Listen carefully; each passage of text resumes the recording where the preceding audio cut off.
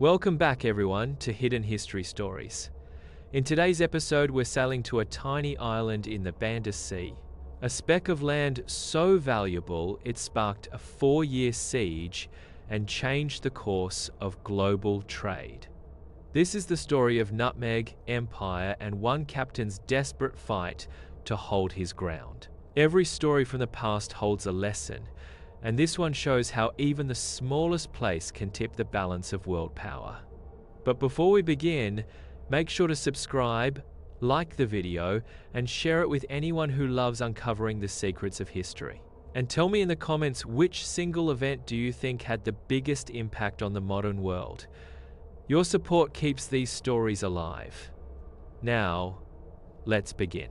The tropical air was thick with humidity as Captain Nathaniel Courthope stepped onto the sandy shores of Run Island in December 1616. The tiny speck of land in the Banda Sea, barely 2 miles long, seemed an unlikely prize worth fighting for. Yet this insignificant dot on the map would spark one of the most extraordinary colonial conflicts of the 17th century, a struggle that would ultimately reshape the balance of global trade and empire.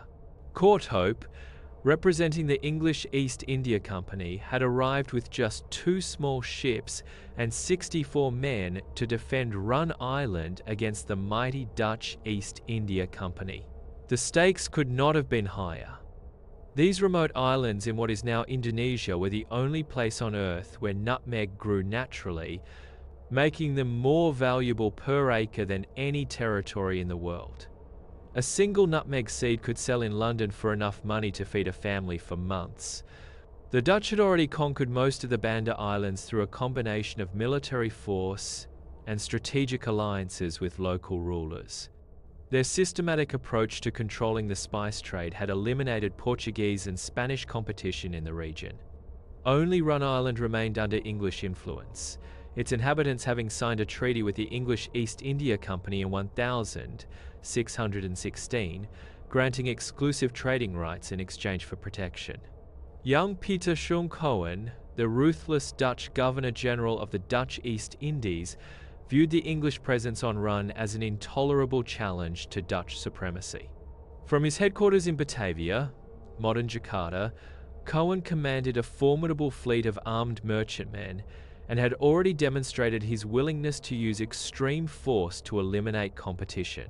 His conquest of the neighboring island of Banda Neira had involved the systematic removal of the local population, replaced by Dutch colonists and enslaved workers to maintain nutmeg production under strict Dutch control.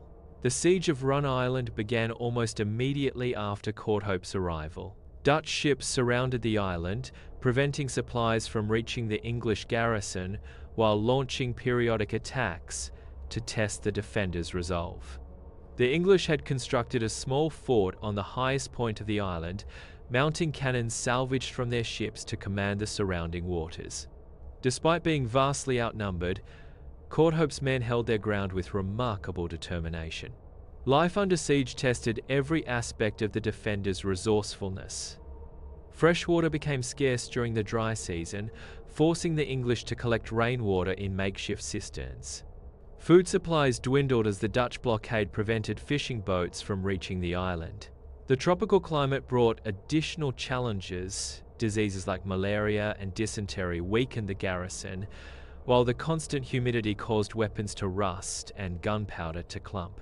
The local Bandanese population found themselves caught between 2 colonial powers, each claiming exclusive rights to their island. Many had initially welcomed English protection as an alternative to Dutch domination, but the prolonged conflict brought suffering to everyone on the island.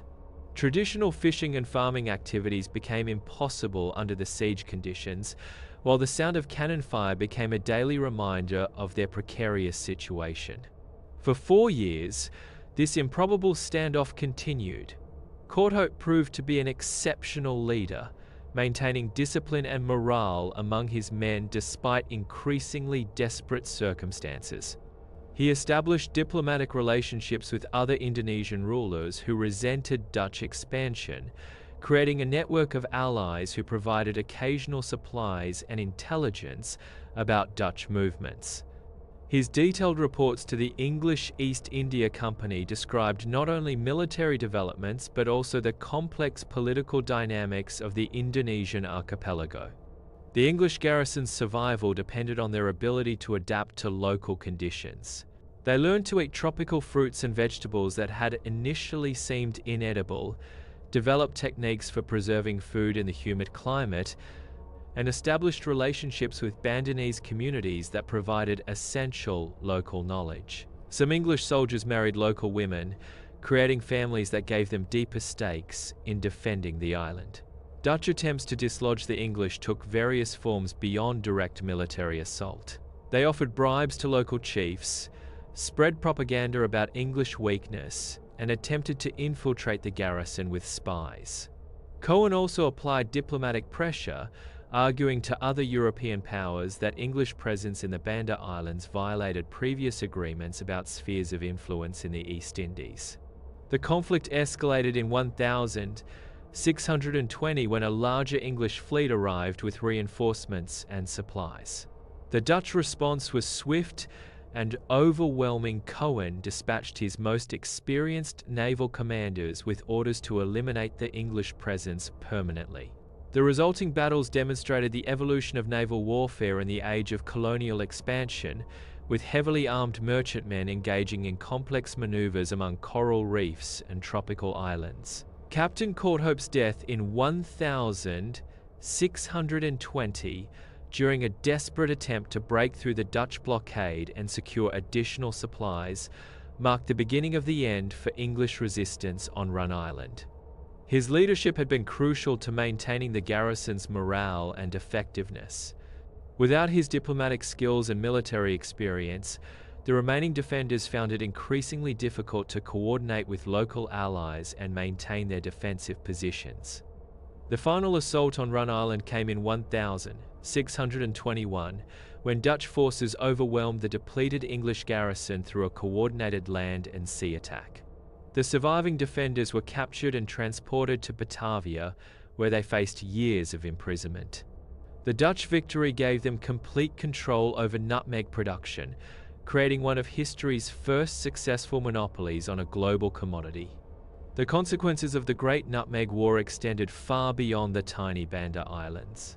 The Dutch success in eliminating English competition in the spice trade generated enormous profits that funded further colonial expansion throughout Southeast Asia.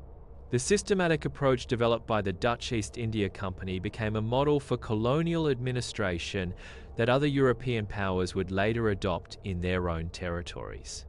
However, the story's most remarkable twist came 43 years later. In 1664, as part of the Treaty of Breda ending the Second Anglo-Dutch War, the Dutch agreed to return Run Island to English control. In exchange, the English ceded their claims to a small island they had captured from the Dutch in North America, a swampy, seemingly worthless piece of land called Manhattan. This exchange, which seemed logical to both sides at the time, illustrates the dramatic shifts in global trade patterns during the colonial era. The spice trade that had driven European expansion into Southeast Asia was gradually being superseded by Atlantic commerce, including the sugar trade from the Caribbean and tobacco from North America.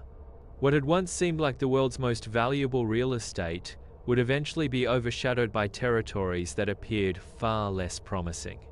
The Dutch maintained their monopoly on nutmeg production for another century, but changing consumer preferences and the development of alternative spice sources gradually reduced the Banda Island's strategic importance. Meanwhile, Manhattan evolved into one of the world's great commercial centers, its value eventually far exceeding that of all the Spice Islands combined. The Great Nutmeg War demonstrates how colonial conflicts often centered on control of specific commodities rather than territorial expansion for its own sake. The extraordinary lengths to which European powers would go to secure commercial advantages, including 4-year sieges of remote tropical islands, reflected the enormous profits available to those who could establish and maintain trade monopolies. The courage and determination shown by figures like Nathaniel Courthope, fighting desperately to hold a tiny island against overwhelming odds, illustrates the human dimension of these grand economic and political struggles that shaped the early modern world. That was the end of the story of Nutmeg and Empire. The battle for Run, the tiny island siege that shaped the spice trade and changed the balance of world power. If you found this story fascinating, remember to like, share, and subscribe to the channel so you never miss more hidden history stories.